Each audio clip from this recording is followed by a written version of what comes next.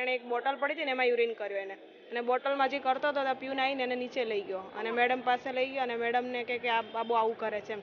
એટલે મેડમે આને પૂછ્યું કે શું કરે છે, એટલે આને બીકમાં એવું ના કીધું કે મેં યુરિન ટોયલેટ કર્યું છે એમ, એને ના પાડી. તો મેડમ કહેતો તું પીને બતાય એમ. એટલે બે પ્યુન હતા, મેડમ હતા, અને આને પીવડાવ્યું. એટલે આ થોડું આમ પરાણે પીવડાવ્યું એટલે વોમિટિંગ જેવું કરવા માંડ્યો.